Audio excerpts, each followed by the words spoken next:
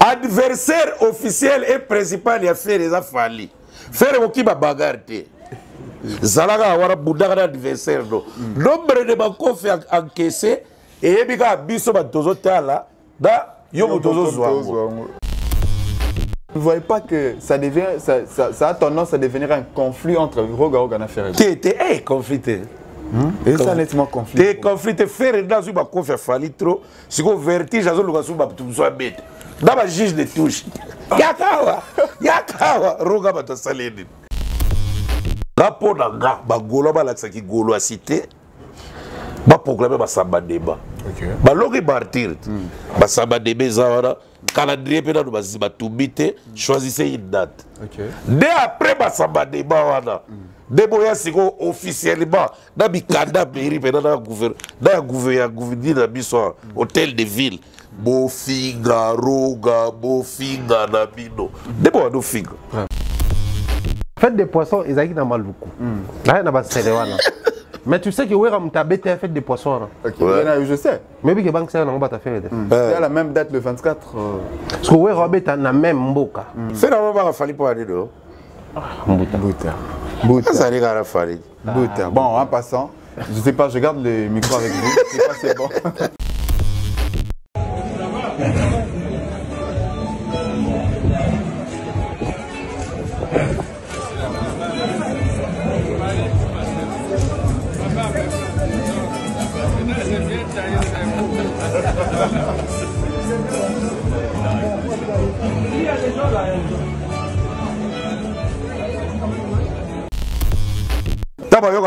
Oh Fali, this is Fali. Pour Céline Dion a ça là. Bozo boy a mis l'eau na sodi, mais bozo boy ça là on a. Yeah yeah. Encore tu tires bibi ça va faire sur le roi vide loin. Mais pour moi streamer. Tu vas streamer vieux Bozi. Moi streamer de moi Bozi dans Spotify. Et est-ce qu'on clip a fait bosser ça 1 million de vues? Vous avez combien de intéressant à côté là? Donc c'est possible avec un compte d'analyse.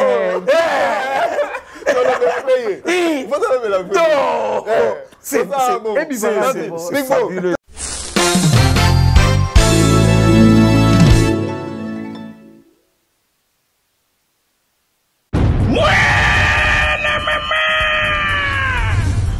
Fini le stress na kati ya États-Unis.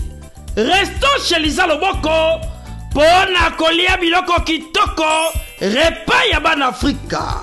Communauté congolaise, communauté africaine et zalaba Spanish pe ba américain yaka o déguster foufou ya ba congolais chez Lisa Loboko awa kaka na Champaign Urbana Illinois USA.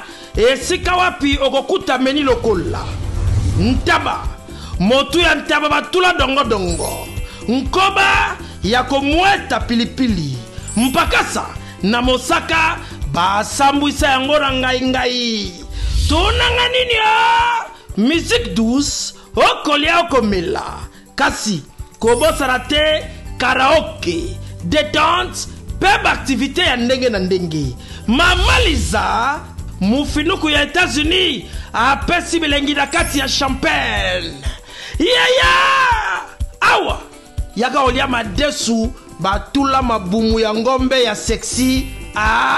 Awa nde epai bilengi elali stress na États-Unis abu pia. Kania oyoki omoni o comprendre Simba Kanga pe bombake. Adresse na biso ezali se moko 208 West Griggs Street Urbana Illinois 61 801 Lisa Loboko Mufinuku ya États-Unis Nzambe ya makusa.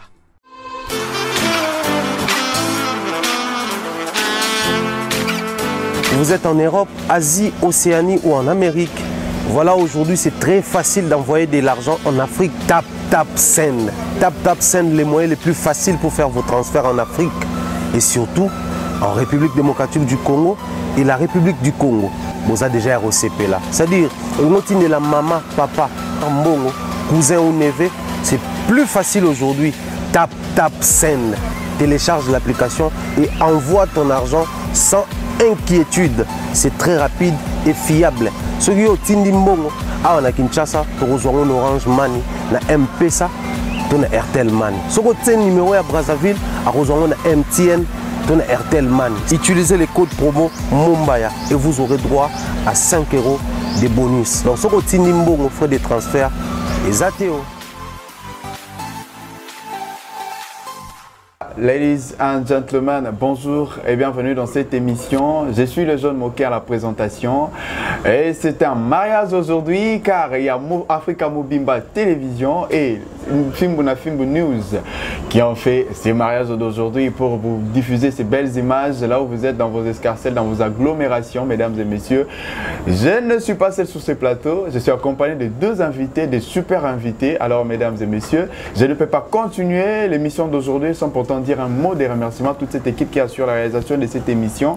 Là, je vois Glody, l'héros dans l'ombre. Merci beaucoup d'être derrière la caméra, mon frère. Glody, l'héros dans l'ombre. De la part d'Africa Mobimba Télévision. Alors, ici que Makongimbi derrière la caméra, lui qui a toujours été là, le chasseur d'images, est très intelligent, des wise men, derrière la caméra aussi. Alors, mesdames et messieurs, à présent, je tiens à présenter mes invités. Il est très jeune, très charismatique, dédicacé par plusieurs artistes de notre pays, la République démocratique du Congo. Il est fait tellement bien et c'est un homme intelligent. Il s'agit bien sûr d'un homme qui est à ma gauche. Il s'appelle Thierry Mombaya, l'excellent, hein? Et Thierry Mombaya, excellence, les pharaons, à qui j'ai dit bonjour. Bonjour les jeunes, bonjour à tous les téléspectateurs, à tous nos amis abonnés, les non-abonnés également. Nous leur souhaitons beaucoup de bonheur. Bonjour également à Mbouta, avec qui nous parlons. Ah, tu veux déjà dévoiler mon invité. J'allais moi-même les attaques allaient déjà dévoiler, t'inquiète. Ah, ouais. Alors, comme vous avez compris, à présent, mesdames et messieurs, à ma droite, il y a un monsieur qui a disparu depuis un moment dans nos diffusions. Alors, mesdames et messieurs, lui, c'est une star. Il a marqué son époque. Il continue à marquer son époque par plusieurs réalisations dans son escarcelle, mesdames et messieurs. Lui, c'est qui? C'est Mbouta Likassou. Mbouta Likassou, je dis bonjour. Ouais, bonjour. Et Jeanne Moké, ben, quand tu parles de la disparition, c'est pas vraiment la disparition, car il y a une pléiade des internautes qui apprécient aussi Liboké, qui est l'émission que je présente sur ma chaîne YouTube Mbouta Likassou TV. Donc, dans la Ligue Baramoro, il y a un français dans l'université. Donc, après, si tout le monde est donc, tout ça, awa, pour tout le monde, comme d'habitude, donc, Thierry le pharaon qui est là. Et puis Mbouta Likassou, donc voilà quoi. Voilà. Dans la plaisir à trop, donc m'abonner tout la PC beauté. M'abonner à Mbouta Likassou officiel TV, Fimbo News, Africa Mobimba TV, donc vous vendez dans ma fauteuil, vous éclaircissement ma solo. Vraiment, voilà. Je préfère que vous gardez le micro, parce que 8 ans après disparition, nous venons... 8 ans. Ah, chance. Mbouta Likassou. Je parle du FacePam. Ouais. FacePam, parce que je vous choisis parce que vous deux, il s'est passé beaucoup de choses pendant que vous étiez à Brazza, tant que vous êtes à Brazzaville, les cas ça tombe bien parce que mes deux invités, Bakatara Fleuve, Bayaka, Bakatara Bayaka, Baoter Okati, ça, Bazongi, Namboka Nabiso, ya Kinshasa. Alors, Mbouta Likassou, tout le monde m'a belé l'équipe, na présence non à Brazza, na absence non à Kinshasa, y compris Maniké, à l'égard de l'émission Moral Biondo à la base. Il y a Yesoka qui est Brazza pour la deuxième fois. Ils avaient pour naïo. Ils à la base, il y a les Cambouanas. Bon, d'abord, normalement, on a maniqué la télé parce que délire à maniquer, c'est un délire à Mboutate. Alors, on a fonctionné sur YouTube. Ça sert à biso respect belé parce que maman, maman, beauté lipso badna donc.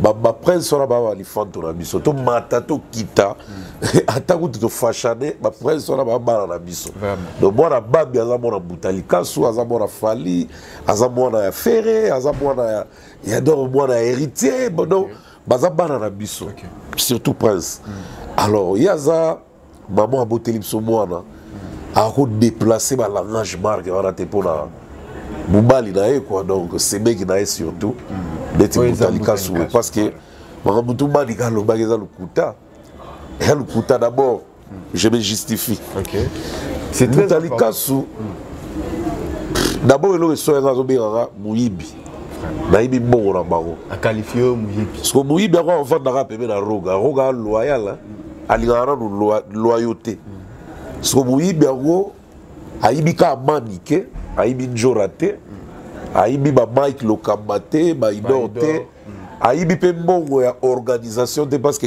quelque part dans un moi tâche moi ya organisation na ba Ibrox et mo photo zonga pe bato manike eloko sala ka fâché aloba biloko wana et c'est parce qu'il a quitté le vin to que ga droit but dans la posa d'explication belete dans le vin parce que tu y a qui deux fois ba fait ba qui deux fois to que d'abord les 10 juste pour avoir tout il y a baroga à l'aéroport fallait les 11 donc tu as la chérie tu as la chérie mon ba biso toi ensemble et puis il fallait ba zonga le lendemain dans les 12 pour ba les 20 et puis ba couvrir ce événement et puis mutu na mutu azwa chiko na ye azonga pour accueil ba kofuta mutu caché te neti prestateur parce que oye ko yamba mutu na volonté na yo donc Roga devrait penser seulement à ses invités. Ça dépendait de Roga. Voilà, donc là ça dépendait de Roga et ça le gars par exemple Eugène Moké tira benyo na téléphone na Bruxelles là comme Kid Lobby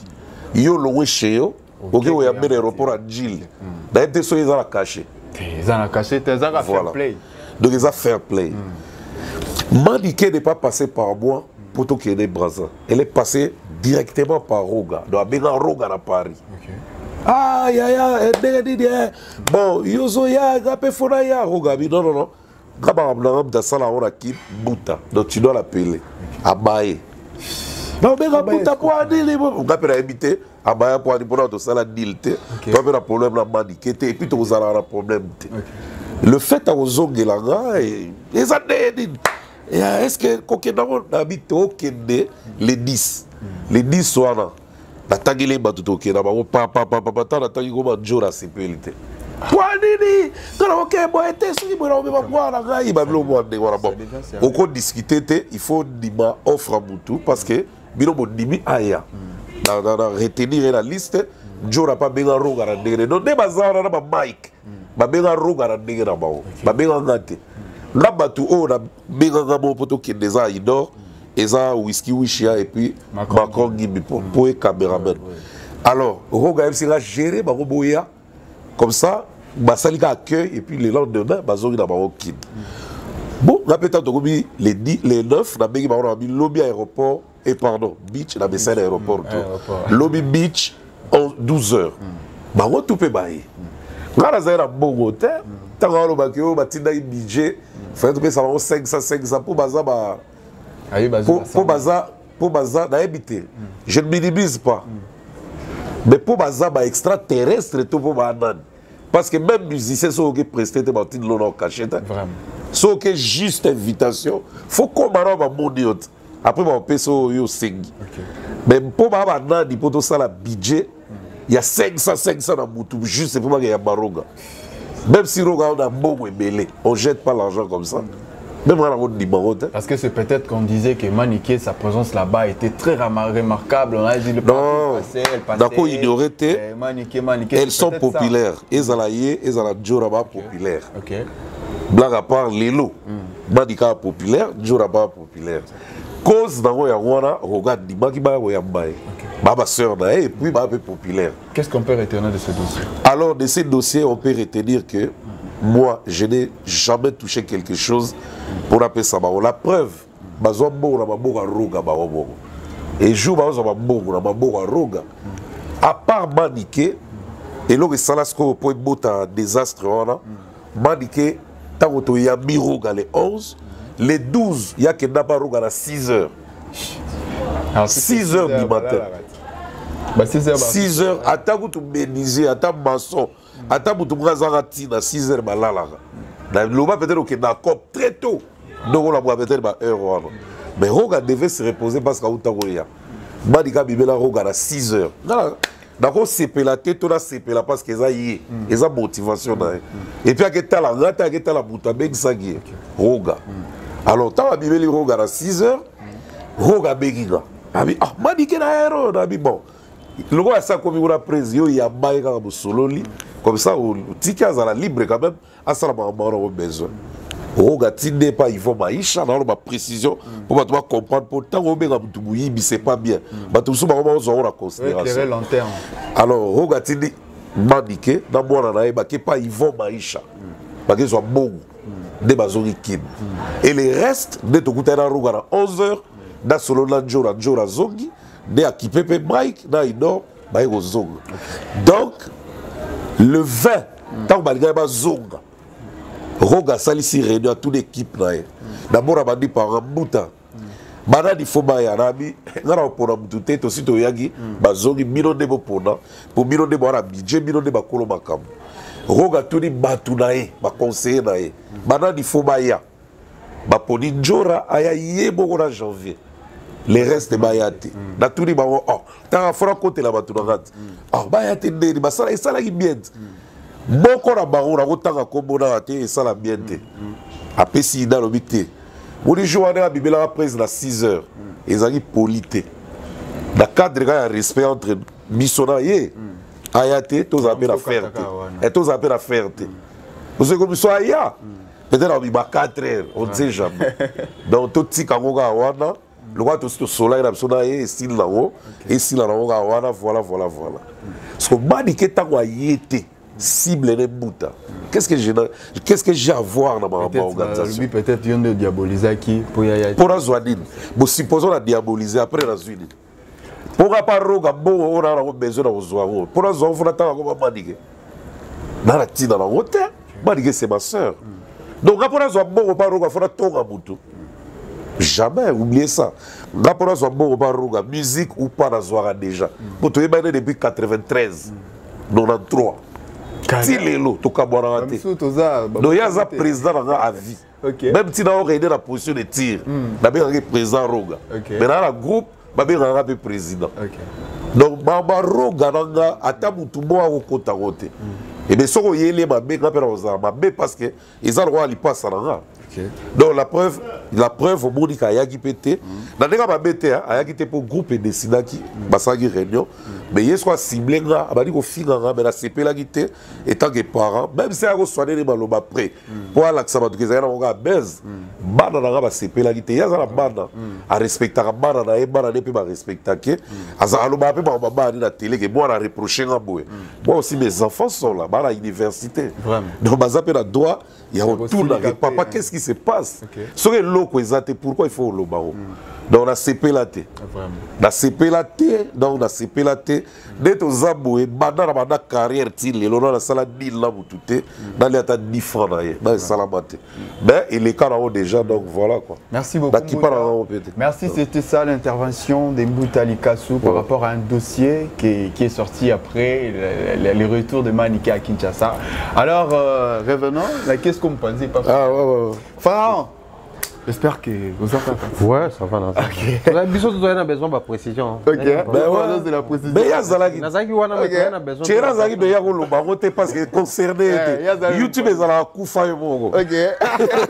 Mutula likamuna. Kufa yo moko. Mutula de Senae. Muta kufa la serre. OK, Pharaon, 8 ans après Fespam, tout le monde a dit 8 ans après il y a silence, Fespam et Outozonga et pour Zaki na Brazzaville.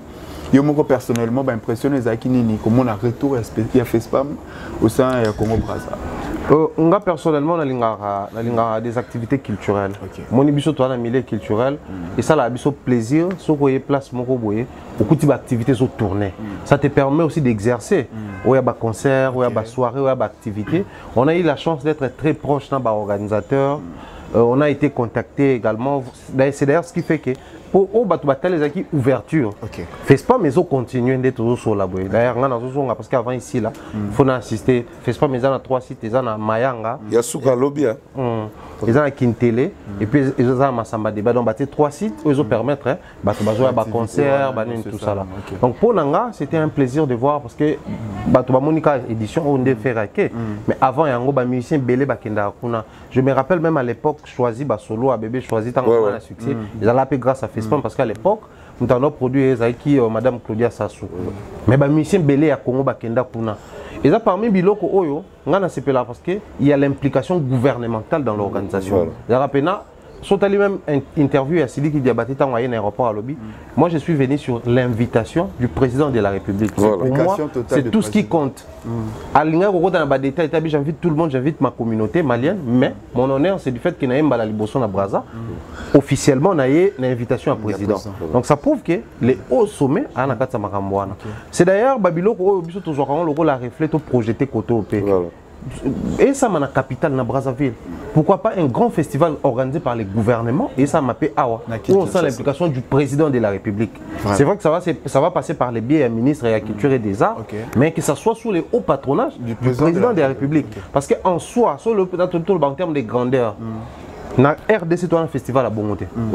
Festival à Bongo, festival à Mani, Bissou, ils ont un pays, ils ont un bloc d'organismes, parce que les coins hostiles, pour nous créer un peu, et le roman, déjà à Mani veut dire la paix. Donc pour nous faire FESPAM retourne en haut, ils ont au moins malam.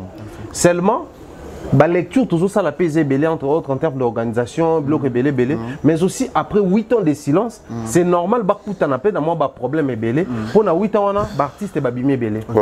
Si on calcule, les Brasileiens ont musiciens à l'époque, ça c'est un des deux. À Brazzaville, il y a aussi des mouvements qui s'est créé, les mouvements jeunes. Il y a la musique urbaine, les camps. La musique urbaine c'est trop présent. Ça, je le dis comme ça, c'est sans rancune. À Brazzaville, il y a les Segraka, à Brazzaville, il y a les Doudou Kopa, à Brazzaville, il y a Métraton, tout bazan. Mais ce qu'on a bien en termes, il y a présence, c'est-à-dire les succès, la célébrité et la présence sur le terrain. La musique rumba, il n'y a que Roga. Les seuls, hein? Il n'y a que Roga. Et pourtant, non seulement il est seul, mais il est aussi la légende. Voilà. C'est comme au Congo, il n'y avait que Mopao comme légende depuis présent à la musique. Mais si on traversait de l'autre côté, mais les mouvements jeunes, je ne te dis pas, c'est presque chaque week-end, parler des congrès, conseils, Betamara, il y a jeunes, et c'est plein. Là, on est en train de parler de concert au Betamana, de stade, de jeunes. Donc, regarde, donner les go, les jeunes commencent maintenant à reproduire l'action. Mais après 8 ans, un mouvement comme ça s'est créé et créé complication. Même Bango, je pense que Bakoum a du mal à gérer l'artiste parce que Bakoum est belé. Il y a beaucoup de mouvements, Diesel, Tidiane, Maralba, Faratene, tout il faut babé. Paterne, mais MC Baba, ça la freestyle, mais à tout traîner ba foule. Donc il y a un sali que fait pas ma tour impact dans ils a plus à l'interne qu'à l'externe. Parce que FESPA Makalezaki, ba mission faut ba uta awa, ya ba kuna faut bazala, ba no uta ba pays belé ba Mali, ba Sénégal, ba yaka. Mais cette fois-là, impact zaki plus ba toi 4 parce que ba on tout fa ba beta ba vieux, ba jeune, ba rumba, ba ni tout ça là. Mais pour moi je pense que biso so qui to marteler en plus pour les Congo et RDC ça, total ça ba on que les Congo Brazzaville, peu importe qu'on va dire sur eux, mais ils ont un festival. Et le festival est organisé et quand on a un budget en Boka, parce que tant on va voter budget, on va dire que on a la culture, on a aligné la festival. Biso va rechanger le ministre, va rechanger le dirigeant en fond pour la promotion de la culture, va rechanger le président, on a PCA, il y a Soneka, ceux qui sont codés comme mais sur terrain.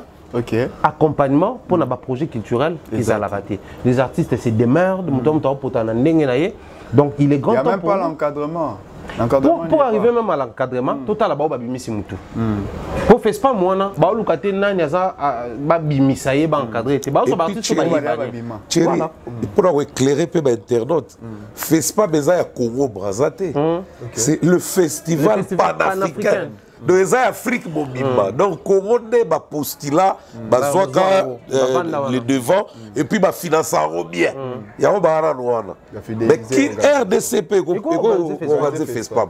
Qui est organisé? C'est parce que ma postula va mimate. Mais l'avantage c'est à Babylone, ils ont les sous miroir Namboka. Parce que les lois, autant aussi dit qu'il y a à vendre. Projection un secteur, on a tous les années, Aérobeta Festival Moko, ils ont organisé na Congo Brazzaville. Tant que Serge Beno Bazoya, tant que Suspect 95 Baye, Côte d'Ivoire, mon métier Miswana, tant que Claudicia Raye a salué à maître de cérémonie. C'est-à-dire, ça vend les pays. Oui, oui. Comme on a vu ici, les concerts à stade et vendre les pays, on a vu Massamba Débat Roga et vendre les pays. Babylon, on a ça vend les pays à répétition. Maintenant, imaginez, Babeta qui concert à Roga, et c'était Makele, l'Afrique a bêti de son ango. Baye, Fespam. Et c'était Makele. Après, on a Marameo continue comme ça. Mais chez nous, il y a vraiment 3 concerts et Betami et Béoti polémique après les silences radio. Ils ont pas un biloko toujours déploré. Ok, merci beaucoup, les pharaons. Merci pour votre intervention. Alors, je m'en vais avec la même question du côté des Mbuta Likasso.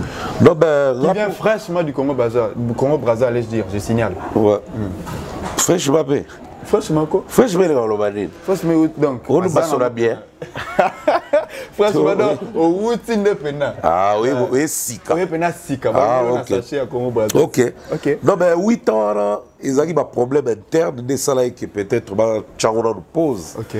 Mais les gens qui sali bien, mais sauf que, aux Ongarango, n'a pas quoi. Parce que l'eau, qu'on a pu faire.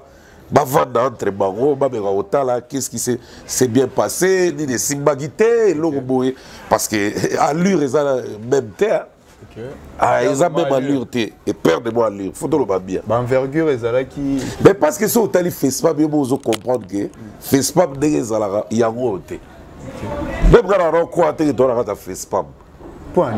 D'abord pub ça là-bas il y a malungate.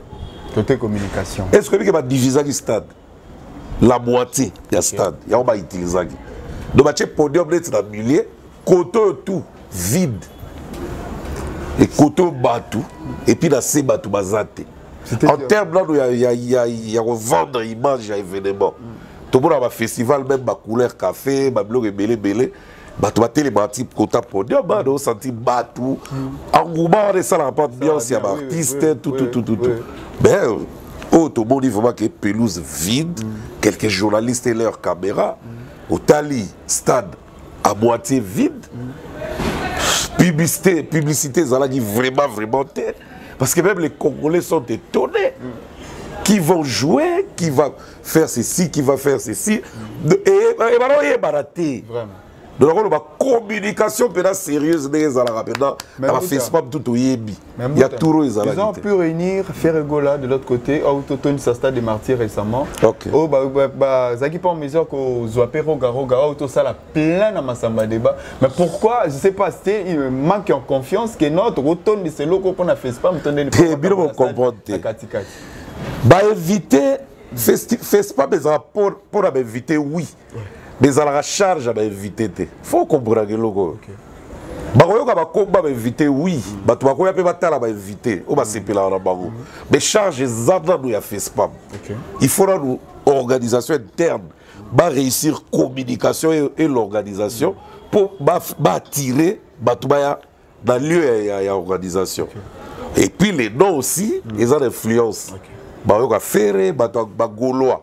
Baoliga bazala wana baoka roga ozala bazangul baoliga bazala wana Tidiane Mario Wolfe baoliga bazala wana Diesel Gucci ba charge moi c'est la raison pour laquelle on le beau outil fraîchement donc na ba bilo quand on se dit que ba fan à Tidiane ba Wolfe si mais peu ba ebite yo ebite ba te ba ebite na yebi mais ba te ba ebite ba Tidiane les deux Congo ba Tidiane les les deux Congo là vous battez tout basket. Ah, bah, il va Tidiane bien. Bien sûr, hein, bah, jeune. Tidiane, tu es bien, mais Stéphane, qui va bien avant, Wolf. On a aussi le baptême. Wolf. Vous comprenez? Tidiane, tu appelles le diesel Gucci. Donc, oui, dans le dégât, il y a quoi tirer. 4 éléments, on a déjà tirer bateau. Mais à savoir maintenant, pourquoi Batongo va quitté? D'abord, communication fait pas, mais ça très. Donc, on va très beau sur existant. Mais ça qui est vraiment beau. Il y avait, même Tchéra Zaghi dans Brazata, il devait déjà avoir les bruits du FESPAM dès ces temps-là, même 2 mois, 3 mois avant. Mais il n'y avait aucun bruit. Tout le FESPAM les 15, Rubiga Roga Koutou, une semaine avant FESPAM. Rubiga été en bête. Si tu reviens dans Yazotala, dès la bête stade, il fallait que des paris vite fait. Dans la mambo, après on a Zongo. Il fallait que ça un peu clip la Nigeria et à Zongo. Azo on sait la programme on a été pour Azo Bitouna. Dans un sélectionné ou pas. Ah oui, bah dans retard. Dans une semaine ou 8 jours avant. les assurances pour un artiste. Parce qu'artiste peut faire communiquer pas batounaye. Pour moi, au Tchabino pour la FESPAM. Exactement. Ce qui peut faire, c'est solliciter avant. Mais il peut faire communiquer qui pour batou peut ba ya FESPAM pour naïe. Mais comme on a des participants, tu es pas en retard. Même faire dans la bête que faire dans bêta. Donc il va faire en bêta 6 jours avant. Je crois pas. Je crois pas. Parce que bah les communicateurs, bah ça peut la bateau, bah ça conçoit information. Que tu remets à telle place, il faut ça la revendre. Tu dois garoter. Tu dois garoter. Même au Roga, baturaye, bah tu vas communiquer que la l'idée la fait pas pour remettre à telle dans telle place où il y a classement jamais. Bah tu vas le baroter. Donc, Babylone a négocié ça, on va better, bon surprendre bateau. Mais bah public tout est mal lié, bah surprendre bateau. Bah public nous sommes liés, rayer bah va. Pourtant on a fait pas va bah et moi bien RDP pour avant quota. Donc c'est ça, moi on a constaté et là ça l'a mis à 8 ans à pause. Et ça moi raté bouquet. Vraiment, merci. Donc on critique au Bakasité. Mais ce qu'on a vu, c'est ce qu'on dit. Merci. Voilà. Merci beaucoup Mboutali Kassou. Je reviens avec la même question. Le pharaon doit aussi réagir, bien sûr, parce qu'ils sont à deux. Enfin, côté Nayo, personnellement, Mbouta a lobby plus côté communicationnel et côté organisation. Bavino personnellement. Est-ce que communication ça qui bien même si on peut pas communication bien, mais côté boy. Parce que Mbouta a validé vraiment communication et organisation. À vous. Bon, après, la communication, c'est un élément parmi les éléments qui composent la organisation et locaux. Exactement. En termes, il y a un festival au monde, même quand on ne fait pas moi, on a annoncé en amont, l'artiste va aligner. C'est-à-dire un peu plus tôt que temps où on annoncé. Il y a un permet que chaque artiste déjà soit vu visuel ou attend on a page parce qu'aujourd'hui tout ça l'ère numérique. Tout les canaux numériques. Et les constats sont même dans Congo Brazzaville, c'est un peu différent ici. La société, c'est presque tout le monde dans un wifi dans la ouais, dans mon boutique, mon bouillon, mon moukier, mais sauf pendant quelques minutes, mais dans le téléphone, bah le même mot de passe. Il y a une terrasse, on a VIP, bah le mot de passe. Donc, il y a un ça en ligne. Ils ont moins makasi. Il y a même ça li force il y a une nouvelle génération toujours mettre le solo ya ba Wolf na ba Waba et yewana parce que bango ba yembala moko ba c'est versé la communication en ligne. Mais même bango pe je crois il y a quelques jours, comment le commissaire général a salé même directement pour communiquer sur les invités, donner l'aperçu général, il a fait spam. Mais c'est arrivé tard. Donc là, on comprend qu'il y a eu certainement des petits problèmes au niveau de l'organisation, au niveau du financement. Pour le financement, il y a la possibilité de la répartition. Mais aussi... Financement, chérie. Il paraît que le budget va 3 milliards de francs CFA. Oui, mais en fait, quand je dis financement, on a les budgets là, mais oui, bon, on est faut les documents pour que mon commence qu'on a possession na bino. Ba document de kata là. Il y a un peu un mot, il y a un retard, comme ça, même un retard. Le document, faut pas suspendre. De ce que les documents à la recate. Bon, mais ça, on va place de zone. Papier, ils ont les gars, on pas quoi ils ont bête. Ne pas ma congne, comme pas Moutalika. De bon raison de la qui ça reconda. De bon raison. C'est compliqué, maman, YouTube, c'est les mamans que non, ils ont ferré, ils ont roga, mais bah réussi comme ça à planter. Configuration à 4 stades divisé par 2. Voilà. Mais nous on a ça les calculs là. La faute ne revient pas aux artistes. Pas du tout, parce que l'artiste n'est pas ça. Ce que j'ai bon pour prester na festival par exemple. Tout ce qu'il y a au la communication. Voilà. Mais l'organisation, il faut la promotion. Voilà. La communication et la promotion, ils ont affecté les Kabouani. Voilà. On communique simplement, mais la promotion, on martèle sur des faits. Okay. On utilise plusieurs canaux, plusieurs possibilités, plusieurs moyens. Il y a les panneaux aujourd'hui, au monde, on a prospectus, c'est quoi ça là, affiche, au monde, on a publicité, on a radio, on a télévision, avec la presse en ligne. C'est vrai, YouTube, Penzane est combiné, mais on a une page très suivie. On a TikTok, très suivie. Donc il suffit qu'on ait une page, on a un complexe, on a un manuel actu, soit on a un temps plein, on allait déjà voir la concentration autour, il y a promotion. Mais aussi, il y a réouverture, on a plus de chances pour l'année. Parce que je me disais, il suffit qu'on utiliser la chaleur qui y avait autour et a réussi à Roga. Parce que Brazzaville, Congo. Non, c'est pas ça le problème. Il n'y a même pas que Roga commence à faire la promotion, non. Ils allaient juste utiliser du fait que Roga a réuni tout Congo. Voilà. Roga avait réuni les Congo entiers, les nordistes, les sudistes, les alarités. Nakati kuna actuellement, ils ont un mouvement, un bébé noir. Roga na podium na réunir les leaders, les groupes. Il y a deux groupes. Les américains, les arabes. Les anglais, les arabes. À Matisse Bango, ils ont fait la paix. Bah promettre même qu'on ça la collaboration ensemble. So imaginez que ça le rôle là, concert à Roga et calmer Koulou Nanambo. Bon. C'est-à-dire autour de lui, il y avait les jeunes, il y avait les vieux, il y avait le mouvement urbain. Il fallait se frotter dans utiliser l'image de Roga pour la promotion. Parce que Roga Obeta. Roga c'est la légende, Roga a affiche à Bounene, la FESPAM. On n'allait même pas nous attarder sur Ferrero, sur Sidiki. Roga seul. La réussite à concert, il y a stade, Massama Debaka et Roga. Il devait servir d'argument. Maintenant, du fait que Bazaki déjà dans tâtonnement, même Roga ne savait pas s'y mettre pour même y avoir été Obeta. Du coup, vous utilisez l'image pendant que vous contactez Yété.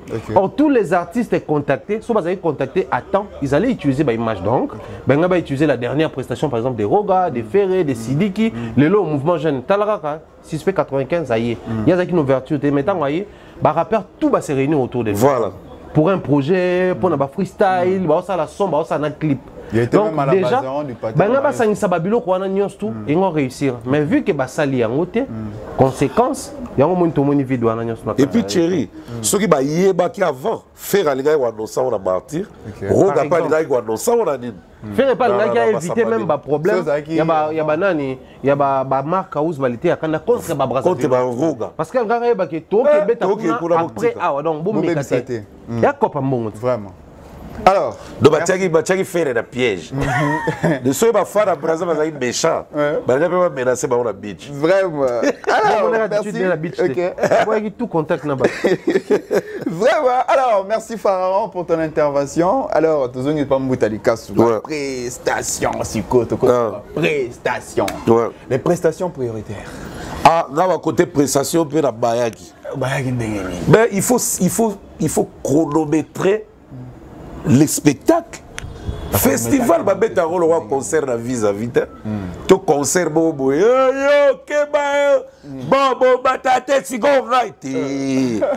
FESPAM, chronométrage, c'est très important.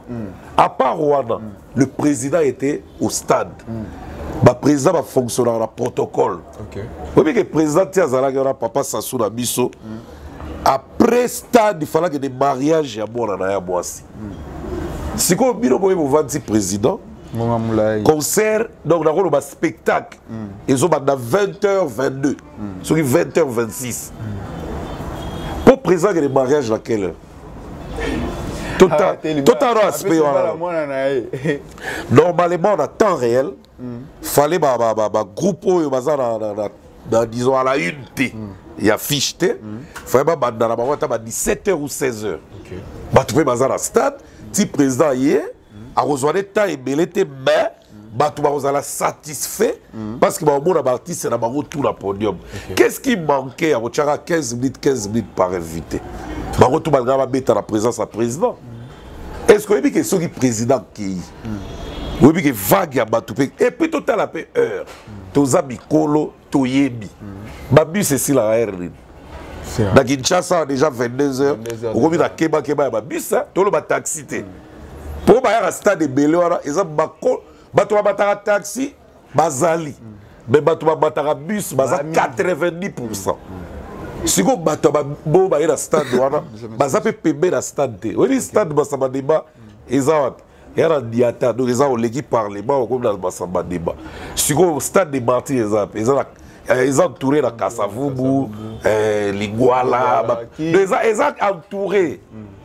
Mais ce qu'on a débat, ils ont l'équipe de parlement. Ils ont Brazzaville, ils ont couloir à parlement.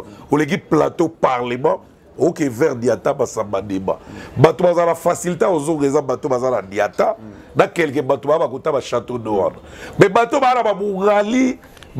Poto poto, Bakabandilou, on a des lobby. Bakabandilou. Gabakoso, Bakintele. Bazonga na quel moyen? Parce que bus na Brazza ici, là, à peu près 21h30.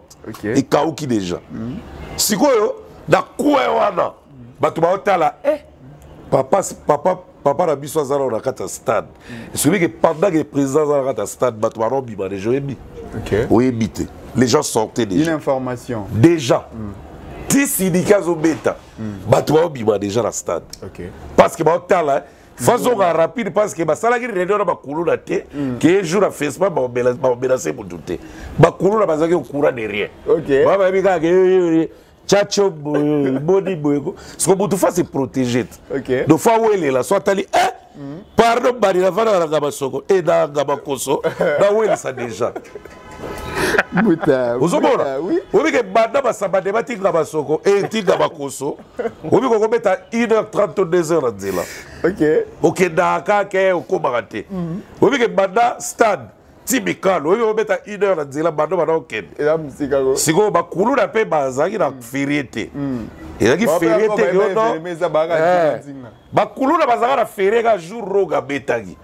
Pour ma leader, on va faire présenter par un podium.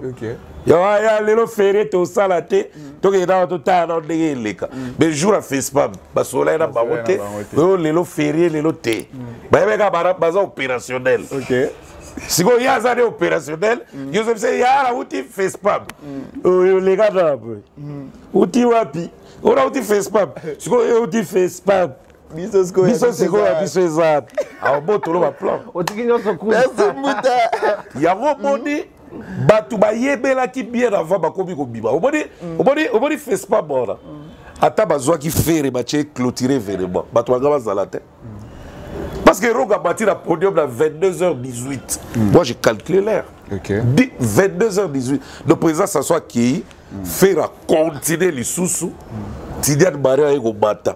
À celle-là, nous manœuvre à 25 ou 26 minutes avant d'abattre le podium pour micro et même ils ont problème.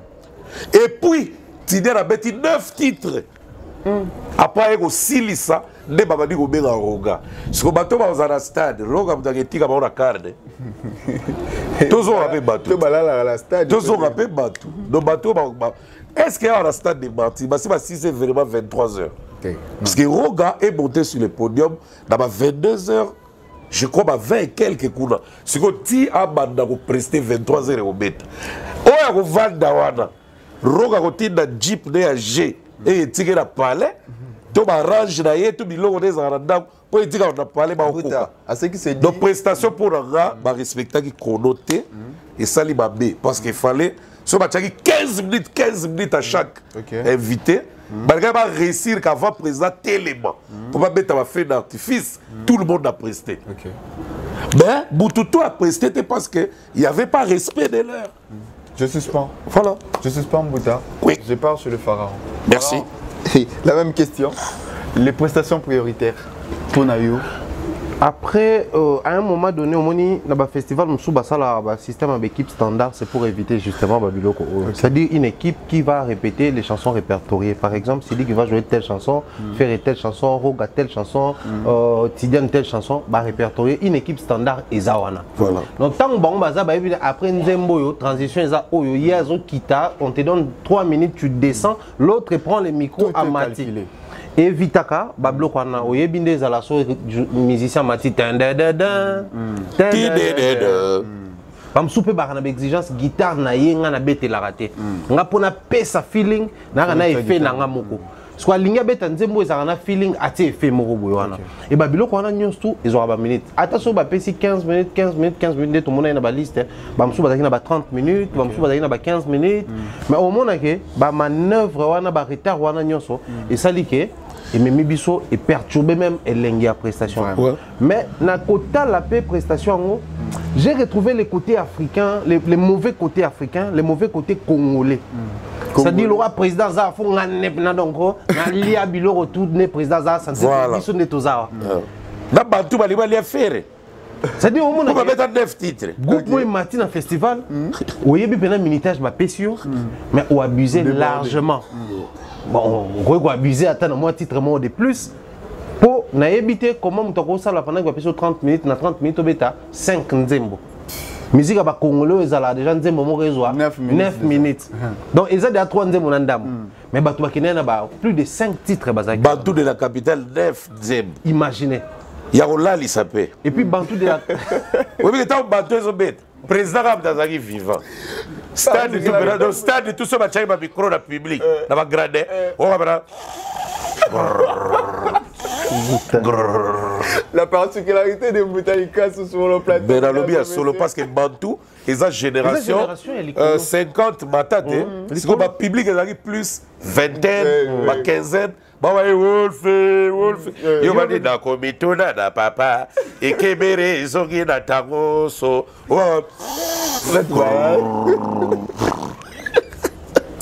Tout est dans le chaos. Ici, mesdames et messieurs. Donc, Yango, ils ont parmi les points. Après, on a constaté, et ça dit que moi, perturbation, ça, mais facteur R aussi c'est important. Au moment, même si on a habité, mais constant dans la puna. Enfin, bon, na braza, on a préféré soit comme les mots, tout le monde a VIP. Dans la mois, ni mo boavandi, kuna to na cave mo boavandi. Maintenant, au stade, biso to kena un match d'ailleurs na pesi ba tout na match, tout na match il y a Diable Rouge. Na stade nga za na match il y a Mali contre Mali.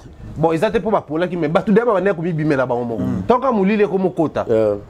Première mi-temps nanu mais ba to ba ko bima déjà. Surtout ba voisin nganga. Ba tout déjà ba ko bima.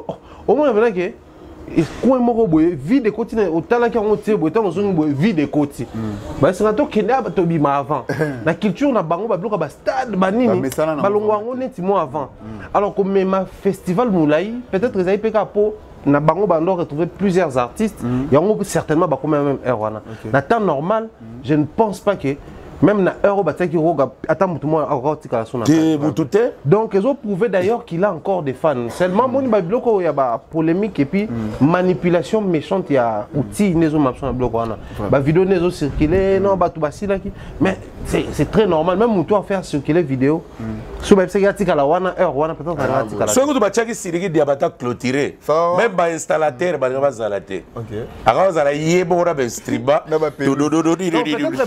au tapé roga na suka ba yebaki bon au-delà la grandeur na ye moi na mboka aussi la légende mais ba yebaki peke et ko permettre à ce que ba garder encore bateau gara ba kulu na que respecter les gens communication vidéo ya concert à la image donc je crois côté wana ils a pas babiloko ils a raison non ils a clair tout le monde peut comprendre. Faran, je reste avec toi pour poser une prochaine question avant Nazong et la Moutalikasu. D'après ce qui s'est dit sur les réseaux, les vidéos sur Kill que après Ferregola qu'on prestait naïe sa sortie à Kena public. Je préfère rester avec les femmes. Faire la première 32 personnes staff. Pardon, Limbisanga Mbuta. Nazana Faran. Na Limbisanga Mbuta pardon. Faran. Te. Na boy nangai. Nazakoto. Faran. Point que tu kangi porte. À vous. Non, mais après, au Moni, à un moment donné, Bilo Moussou, faut comprendre. Il fallait bien qu'il y ait des vidéos comme ça. Et après, Moni, tout ce que fait avait comme travail à faire, même la FESPA, c'était de penser la plaie. Oui. Mais ça dérangeait plus d'un Congolais à Brazzaville. Les propos tenus par l'ITA, Marc Kaouz et tant d'autres personnes. Ça dérangeait beaucoup de gens là-bas. Solo ngolana no fanaro gaoni. Babilo kwana à un moment donné, faut talaka. Moni so ngo sali comme faut calculer ngo. Na Brazzaville les concerts des Roga, c'était plus les concerts des Roga. Voilà. C'était devenu une affaire ya moka. C'est-à-dire bango baloba qui OK, comme c'est le tout premier, faut et ça la bien. Papa. Roga sali concert en un mois. 3 semaines papa. Un mois annonce, Azuno nous temps, Azongi et puis à Saliango. Et l'autre, on a pour mon que Mboka o ba bêta ka concert pour nate, mais non seulement ba tout bailler, mais à Sali plein au nan no sala matin dans stade wana. Même na ba match. Non stade wana ça plein au roga sala été. Deux là qui ça intensité pe ba tout bazaki nango na makambo concert. Maintenant tant bino bo fingi roga pour na bango ba ozongo teke ba fan to ba artiste ya mutu mo ba fingi artiste mo te. Pour na bango c'était craché sur l'honneur ya Congo. Voilà. Ya ngono moni et quand il s'équipe moi qui m'a moko boy moi attitude moko boy moi réticence moko. Donc faire cette vidéo là ils ont pu consoler artistes mais de manière pas bien. Parce que bon temps bon c'est comme pour dire quoi non malgré tout fingaki malgré tout ça là tu as la popularité. Voilà. Ah mais ça c'est irréfléchi. C'est un festival. Mettez un concert date et affaire pour réaliser que clé wana so ba penser en côté. Écoutez bango demain ou après-demain. Voilà pourquoi moi étant quinois, j'insiste à ce que si pas Ferré, son manager assistant actuellement, c'est un Congolais à Brazza. Qu'il a penché côté wana. Et c'est Christian Ingani. A penché côté wana. Et bah blom souvent son blague. Tout le monde. C'est vrai, trop souvent tu auras monsieur comme politique tu le ba politique tant balia ka biso to zala raté. Mais le côté musical to comme ça on le voit na biso penza. Observe dans la société, c'est difficile pour un politicien d'impacter toute une société comme là ta le croyez ba le croyez. Mais un musicien c'est facile. C'est facile. L'influence facile. Biso toyaki na Brazza, c'est pas parce qu'on a travaillé pour la communication de Roga des photos le bamambo. Mais biso toyaki na Brazza, Roga a affiché, a des panneaux bamambo belé. Mais la majorité a panneaux musuza ko kuta on a ba coin na ba recoin, c'est public. Public bangomo. Un groupe de gens ba sangani, ba sali ba t-shirt, ba sali ba banderole, ba affiché. Ba sali panneau mais ba vendre ça on a ba belé. Na ma belé. Ya même na départ ba se plaindre ba afficher ba banderole à Roga et puis ba longo liango. Voilà. Parce que les gens affichaient ba bosana que pour afficher dans un espace public et c'est une autorisation pour foutre en bon. Ya moment ya Roga ba longo laité. Mais ba longo là qui est public parce que le public ba taka on a ba place l'état utilise ça on a quoi afficher. Donc ça prouve à suffisance que et l'autre on a tout le monde a quitté. Et ça mboka nem de Roga est passé. C'était l'implication totale. Tout tika ko zo ba blague non Roga azaki na ba tout faire miss ba tout. C'est vrai to lo bango boy mais ko coûter sous artiste plus tard parce que vu que tous appels pembeni ba concert mususu ya kuna ba on a besoin de faire. Ba concert mususu ko ya awa tous en a besoin Roga. Lui il n'a pas craché sur les Quinois. Mais biso to craché sur yé. Biso des photos réparées. Tous on le ba blague ta esili nango ezaki jusqu'à poto la mousse. Pour la moussaïe n'est l'autre côté pendant que mboka ni déjà bazaki derrière yé. Moi aujourd'hui je me saisis de l'occasion. Bato bazolo belo kwana. Ce n'est qu'une vidéo. Est-ce que ce moni ba vidéo il y a ba angle belé. Déjà on pouvait faire des investigations dans le sens où pendant que faire un bêta tu filmer ba porte to le ba mutano bimate. Ah ba to no bibe belé. On est au même soko le ba que non ah ba to bimika ka tango roga bêta. OK. Faire à bêti. Président ba fait d'artifice ma mutu salami.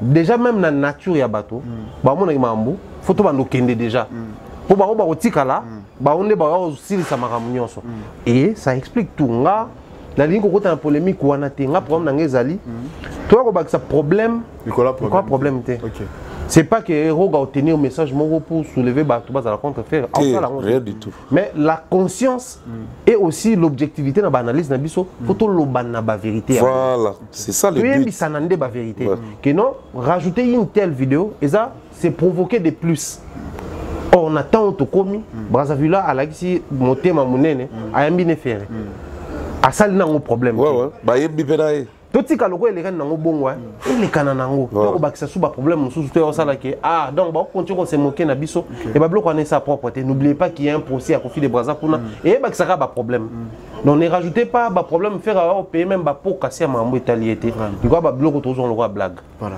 merci Fabien et puis pour nous rappeler dans public tu que ça le roi bouboué bete herbo talibo tout que dans tala ce qui n'apparaît même $100 ok ou la sera vidéo moi a fait un concert à 5000 places dans Brazza zate banda carrière ezate et surtout il faut préciser qu'à Banakuna si ko pour na bagolois le roi bigolo ba danger fallait pas profiter na temps on ba bandi ba travail ba samba débattre ba date et puis to CP la fort tout le monde a pena faire dans ça concert à 5000 personnes te mais abandi na basamba débat pour ba ko ba legi rogat ba legi pe falit basamba débat na ba bandi ba travaux te donc peut-être in décembre ba goloa bo chape na bureau à faire pression ba cha date na basamba débat wana siko to changonga wana box gigo et puis to tala pena bon au bandi aussi ici après lobby que na mema ki batu na face spam papa il y a populaire et populaire Roga est populaire. Il faut faire très attention. Roga beta corniche, je dis corniche. Bébé na babu. Bébé na bébé. Corniche. Viaduc. Viaduc côté là. Si vous voulez Radisson, na Simara au côté Viaduc quoi. Corniche quoi. Roga ça a plus de 30 000 personnes place on a so yebite. OK. Roga beti ataba 27 stades de vie, banda extra musique. Dans les performance à Roga en Afrique. OK. Donc tout tika ko ya ko chaba organisation ba boxe là, ba kofi ko lege bela après mutubo mino bukan. Là pour nga ba golo ba laksa ki golo a cité. Ba proclamer ba samba débat. OK. Ba logi partir. Ba samba débat za calendrier pena no baziba tubite choisissez une date. OK. Dès après ba samba débat wana. Dès boya siko officiellement na bikanda mairie pena na gouverner na biso hôtel de ville. Bofinga Roga Bofinga na bino. Dès boya no finga. Mais jusque là, festival panafricain. Eza butute. Eza busangani. Donc kasi warobimisa ka ba place ko sangana. Il faut, mon idée va mettre un stade de martyr. Faire un moubala, l'accès qui m'a cité. Martyr, ouah, basaba débat, 30 000 places gagné. Dada ya martyr. Donc, un débat pour les gars. Débat pour les gars, bah débat, là, bah bev. Bazo c'est la tille, les lobos, bah militaire. Faut pas que tic. Côté il y a un nombre de billets vendus. Pour ça, que tic à $6,000. Ah! Donc, il faut ça qui tel nombre à batoué. Pour vérité, il y a quoi là. Si quoi, basaba débat ya wana faire as fort, wana di ba faire fort, bigolo ala muki babe. Pour ça boulot biso to sala na analyse. Qui faire as la dormerti, faza la rolabuka. Si tout kana bana ko rappeler on ba chéri. Depuis des années, il faut rattraper non ko, mais ko rattraper.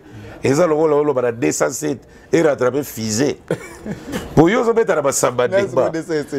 Bédar bilanda ko bao première dame da président va liga vite ayibana oyembe osepelite après zogi d'hôtel okuti falaise au mettre la fête ya président herbo pe président zo bida herbo pe basolicier est-ce qu'on a la programme era téléphone dans téléphone là boni ba benare bila dum zuba kambalukila bato buta fera bato yebi na yete oh vite ayibana la chanson préférée de la première dame autant la téléphone lobi na 8h boy. Première dame azoloba, ça c'est mon préféré à l'accès Fali. Si vous faites un royaume à Déni. Vraiment. Vous voulez aller à Makaï ou à Bourg à Déni. Même Bouta. Entre parenthèses, vous ne voyez pas que ça a tendance à devenir un conflit entre Roga et Ganafer. T'es conflité. Et ça nettement conflit. T'es conflité. Faire dans une confiance Fali trop. Si vous vertige, vous avez tout ça bête. Dans ma juge de touche. Yakawa. Roga va te saler. Yo sommes la place de Roga, on va bien faire. Alors, bien la faire et d'appeler sa batouna ya communication, qui n'a pas bien. Faire et beaucoup en soi. Faire et beaucoup en soi. Dans la lobby la Roga va bête. Pour une capacité à Roga, une performance à Roga, une valeur à Roga.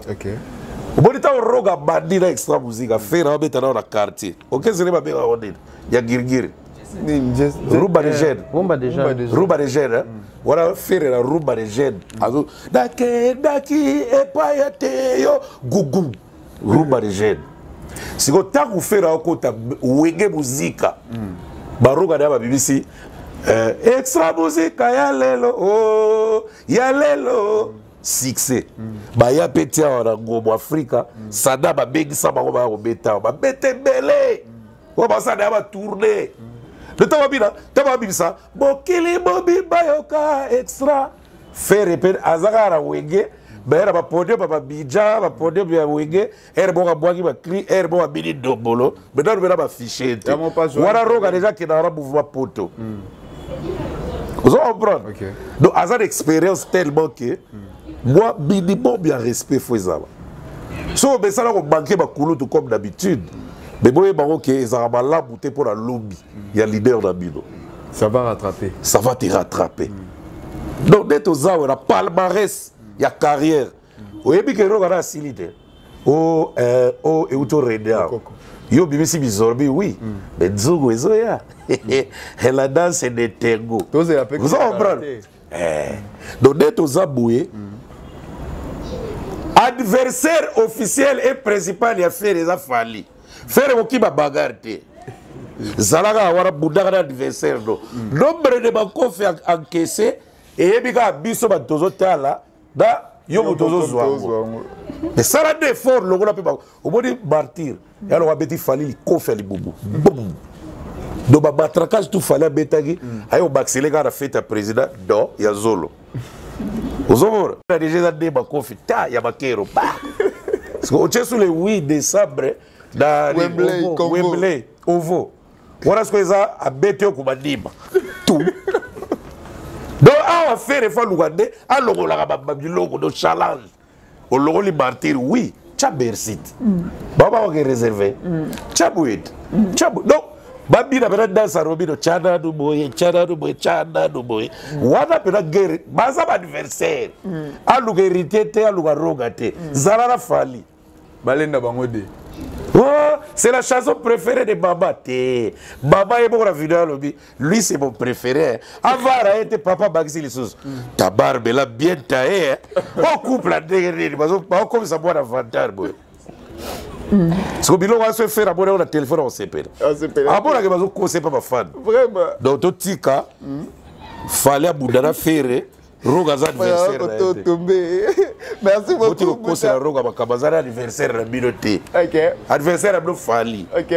Merci beaucoup Mouta. Je reviens avec la même question très rapidement avec le pharaon. Le pharaon, je ne sais pas si vous avez quelque chose à ajouter par-dessus Mouta concernant ce qui apparaît comme si il y a conflit, comme un conflit entre Roga et Ferrego. Après conflit en Izala. Pour baouer la nini. Conflit normalement, il faut un sous-bassement. Ni les éléments déclencheurs, si est seulement si photos en termes de conflit. Éléments déclencheurs, et amis.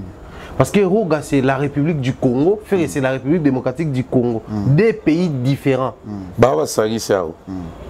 Déjà tout est parti de là. Je vais faire à Betaki, na Rwanda ba concert Zaki. Sauf dans toi ba to soigner ça.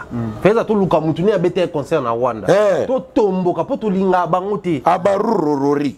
To luki ka kombo mo. To andi ko attaquer concert na yo sans piaka. To ekoli ba langue na bango. Abarurorori. En fait, alors c'est fort. Comment une chose en combat? Alors MC Baba l'autre côté. MC Baba. La Rwanda. Abarurorori. Tu vas voir les lots. Ok. Les vrais problèmes sont au niveau de sous-bassement. Ce qui Roga pour remplir Stade Massamba débat compter sur les Quinois. On a sa pression. Ok. Mais on a compté dans les Quinois. Il y a une pression. Mais tellement Nabiso. Il y a un qui très motivé à féliciter Ferré. Parce que quand l'agneau sur les canaux d'une organisation se disait Stade de Yotondate. Au monde, donc ni t'étais technique, bah ça là il y a des policiers au fond de la porte. Peut-être qu'il y a un tour d'attente. Bah tu vas me dire bah JB. Au monde. Ah bah Lucas qui va tirer, qui va faire les pas. Déjà les solo vidéo. Déjà ouais solo.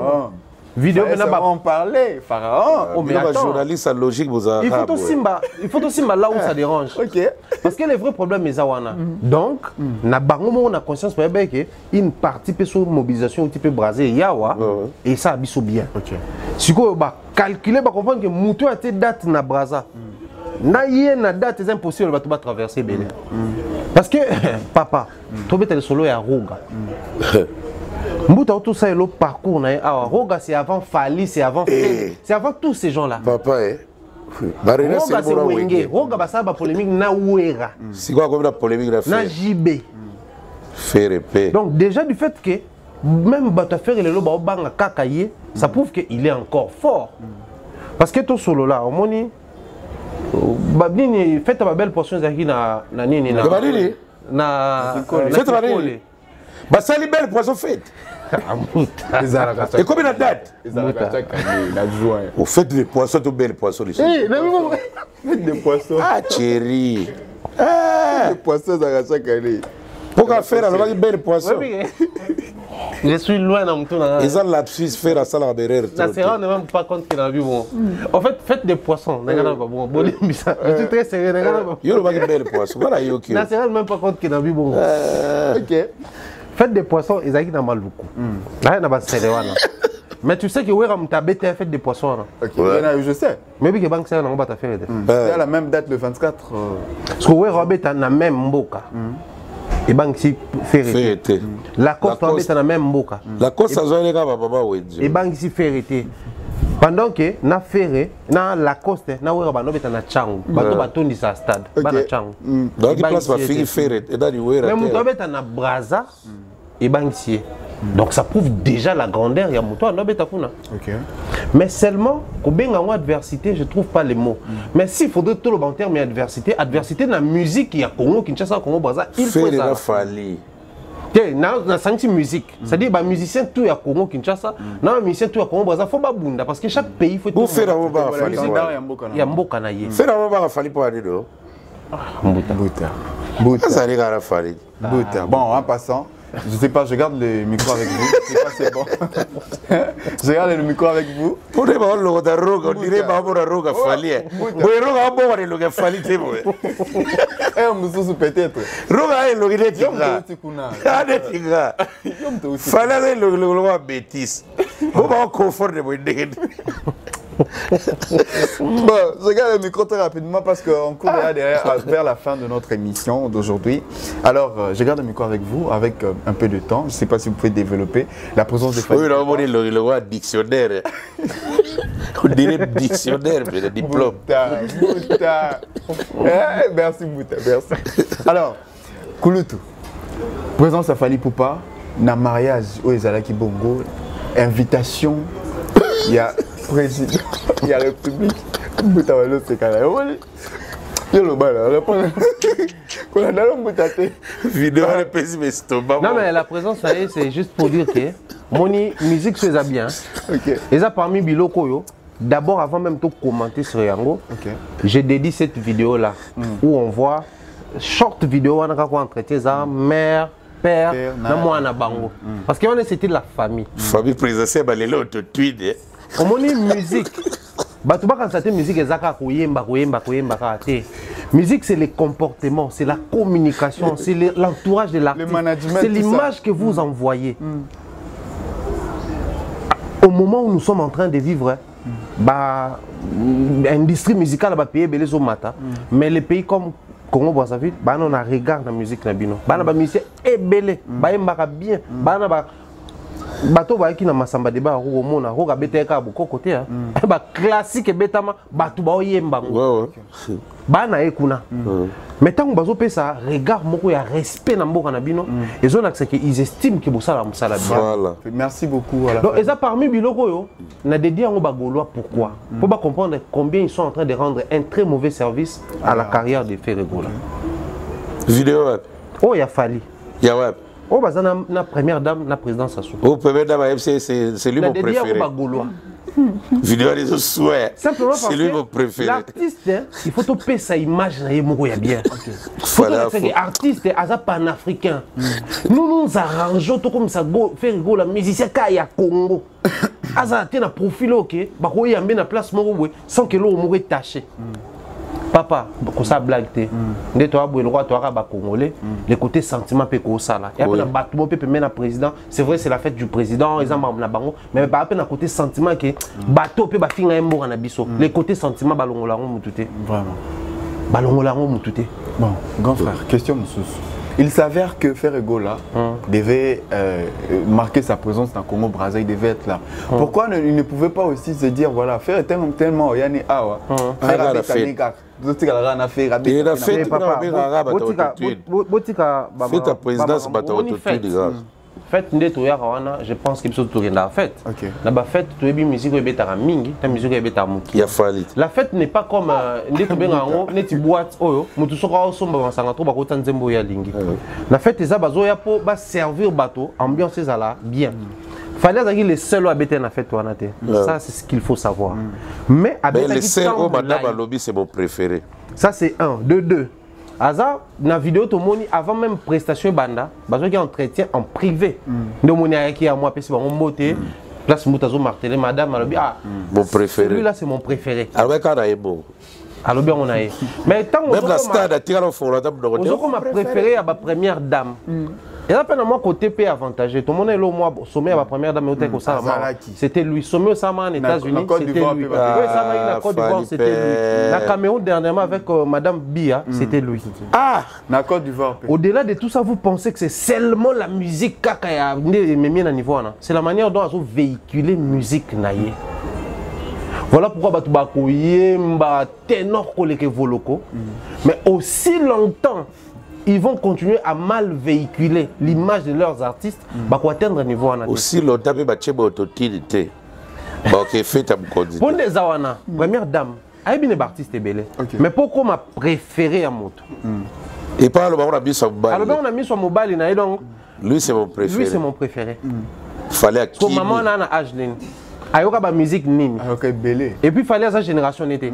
Ba ayoka ba nzembo ya ba banda likolo ti. Ah pe to yebi muto akenda plus na famille wana muto embela ba omi muto akinto yebi.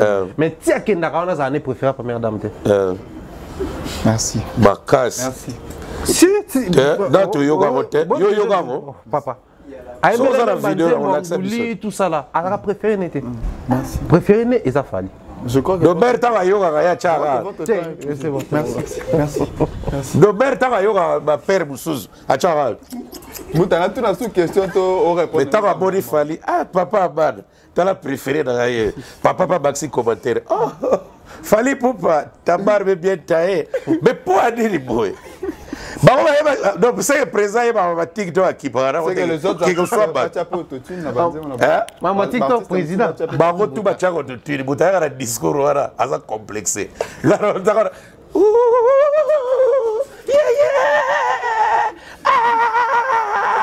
What I did. C'est quoi mes musiques de? Auto tiri bute lenga kat. Yeah yeah. Ça va auto tiri. Logo akuta chaka logo kat. Merci. Céline Dion, merci beaucoup, chers internautes, de nous avoir suivis. Bon, bureau de Tulle, vous avez une minute. Comment on va start à Webley au boy de Tulle, voix de bibi normal. Oh, what is this? Who is this? Who is this man? Who is this man? Merci. Je donne chacun une minute. Kasi tu vas programmer au stade à Webley au boy de Tulle. Jora yebela, rani go to Tulle. Aussi bien micro voix bibi. Eh bébé, ça m'a raté. Eh bébé, ça m'a raté. Oh, this is Laga Star. No, this is Laga Star. No, this is Lita Bembo. No, Lita Bembo. Taba yoga to Tulle. Oh, Fali. This is Fali. Pour Céline Dion na sela go. Bozo boy abi logo na sodi. Mais vous aussi, là, on a yeah, yeah! Encore, tu tires les bibis, ça va faire sur le roi vide. Yeah, yeah!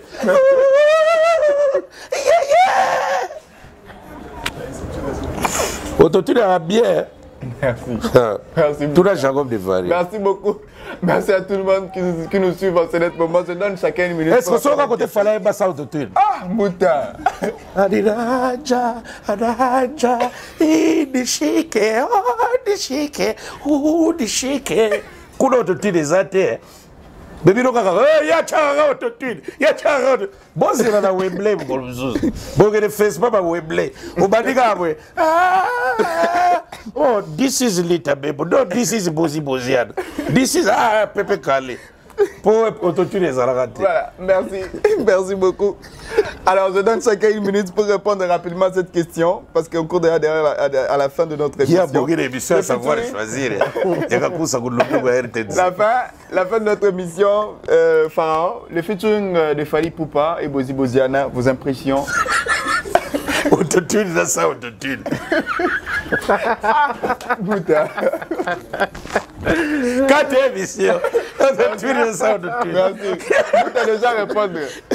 Le Pharaon. Non, mais c'est un plaisir. Moi, grand-père, ça a déjà grand-père avant que ma grand-père. Ça a déjà grand-père. Et puis après, collaboration un peu à salon depuis quand là, je me rappelle, c'était période à Bercy. Des salon enregistrement en haut et tout. Donc pratiquement les cani les lots au bimisango et ça l'a bien vendre l'image de la musique à l'époque. Mais ce qui est quand c'est que vous regretter ma banga boga période là bon clip et dimabi boy c'est que vous chiko ba bera banga c'est que ça boga job au kiala aïe Soit à la RE. Et puis, ça là aussi sur place de studio. TV sera baélé, bah ça la clip. Après que bon que ça soit tchema banga sika à colango na montage. Viens ça là Et ça mais na mintu wato quoi. La mer. Big Bro, une deuxième question. Donc je pense que ça l'a bien mais aussi au permettre vieux faire goûter na nouvelle génération parce que retire attention ba te belé bota là Bozi contre Fali na chant yo zataka répétition ba ça y jour na ndenge tamboli. So imaginez clip, imaginez son. Donc tu as boni fait Bozi na Braza. Da kanti nga uti na pode wa Fali yo ça fitirik na pater de la bébé viens ce qu'on appelle les gars, c'est faire streamer. Pour moi streamer. So moi streamer vieux Bozi. Moi streamer de moi Bozi vous dans Spotify. Et est-ce qu'on clip avec Bozi c'est 1 million de vues. Vous avez combien de intéressant votre là. Donc c'est possible avec un compte d'analyse.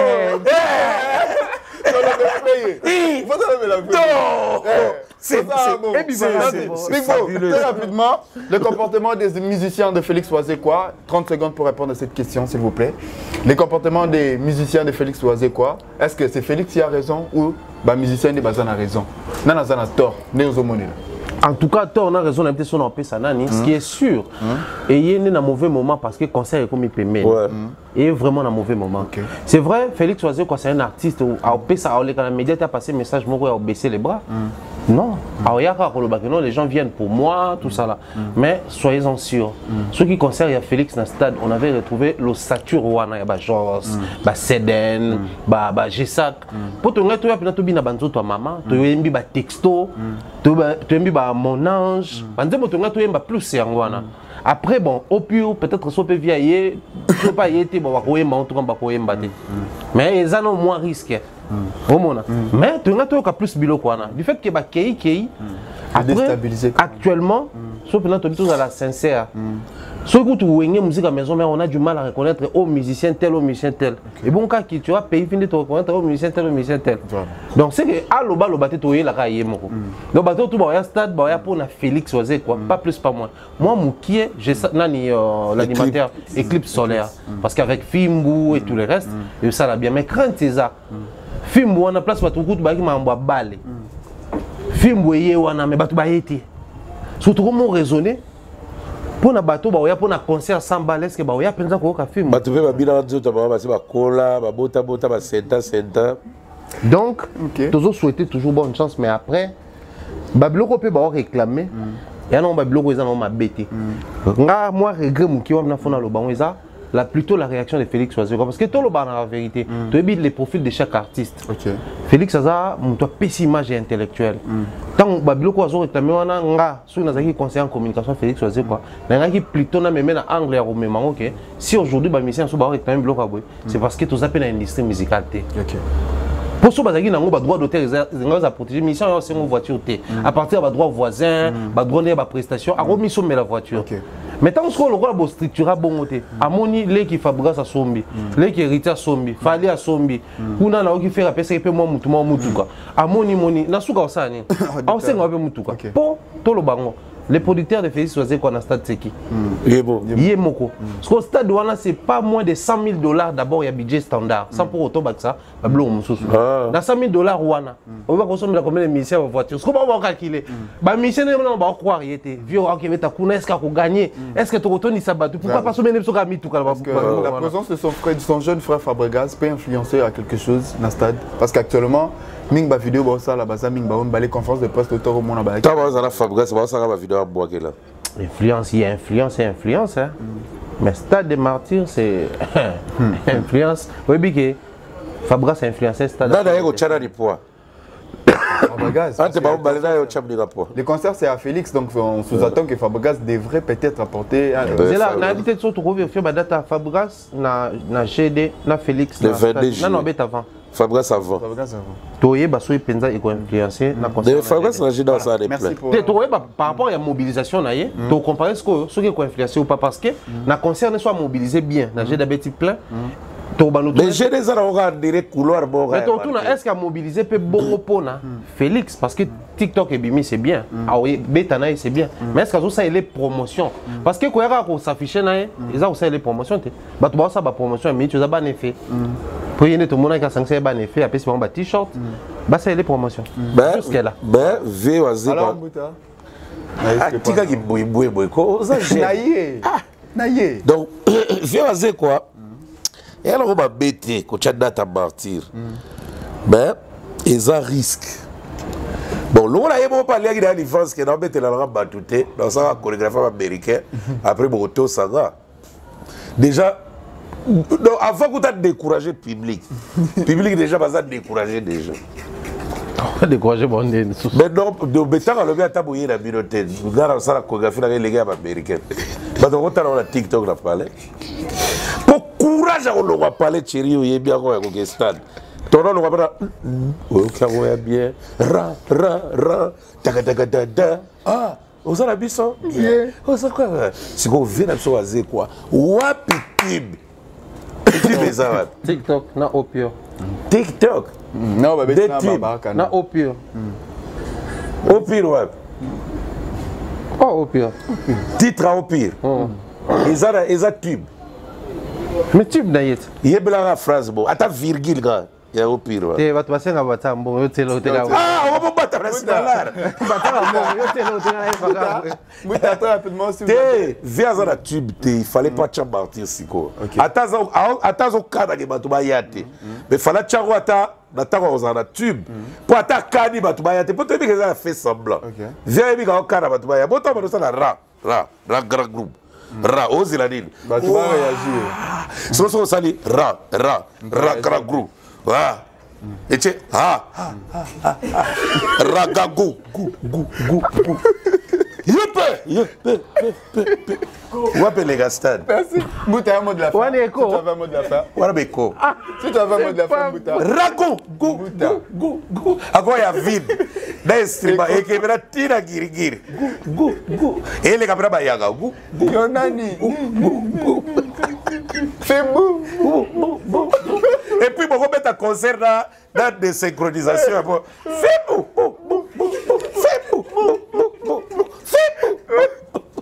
C'est le cas, mon grand frère, un mot de la fin par rapport à l'émission, par rapport à cette invitation. À part RTC, tu as vu que bon de la fait Zara Babanga. Diesel à Londres. Rimarcade 31 à Paris. Jean-Claude Babazou, Arazou Labde. Jean-Claude Babazou. Bogo contre Bogo. Aussitôt dit, aussitôt fait.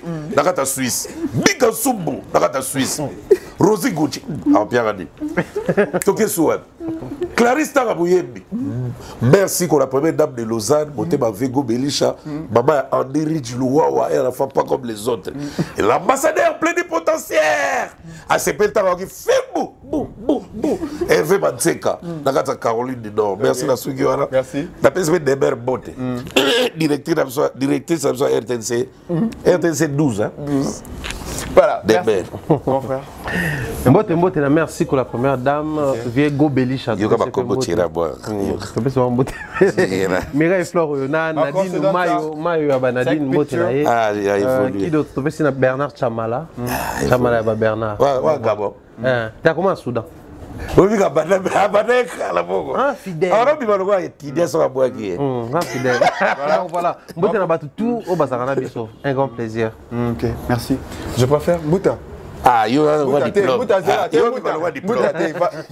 la langue Vanda. Ah ouais? Gaillé. Mon frère, je préfère Vanda. Tu as Kokana? Mouta déjà à saturer des disques. Tu l'auras l'écho. Ah, ok, tu l'auras l'écho. Ok. Je suis au centre. Mesdames et messieurs, c'était un plaisir pour moi d'être le présentateur de cette émission d'aujourd'hui. Tout s'est bien passé avec mes grands frères. Ils sont là avec moi, ils ont partagé le plateau avec moi aujourd'hui. C'est pour moi un plaisir de partager le plateau avec vous. Oh, des annonces. Alors, chers internautes, si vous avez aimé... Oh, des annonces. Il y a le roi YouTube, ils ont la TV. C'est eux des annoncés casse. Des annoncés casse. Très cher, c'est les acteurs. Merci, les messieurs. Au revoir. Bye. Fini le stress. Na kati ya États-Unis. Restons chez Lisa Loboko pona kolia biloko kitoko repas ya ban Afrika. Communauté congolaise, communauté africaine, ezala ba Spanish pe ba américain, yaka o déguster foufou ya ba congolais chez Lisa Loboko awa kaka na Champaign Urbana Illinois USA esika wapi okokuta meni lokola ntaba motu ya ntaba batula dongo dongo nkoba ya komweta pilipili mpakasa na mosaka basambwisa yango na ngai tonanga nini musique douce okolia okomela kasi kobosana te karaoke détente peba activité ya ndenge na ndenge Mama Liza mufinuku ya États-Unis apesi bilengi na kati ya Champagne awa yaka olia madesu batula mabumu ya ngombe ya sexy awa nde epai bilengi elali stress na États-Unis abu pia yakania oyoki omoni o comprendre simba kanga pe bombake adresse na biso ezali se moko 208 West Griggs Street Urbana Illinois 61 801 Lisa Loboko mufinuku ya États-Unis nzambe ya makusa.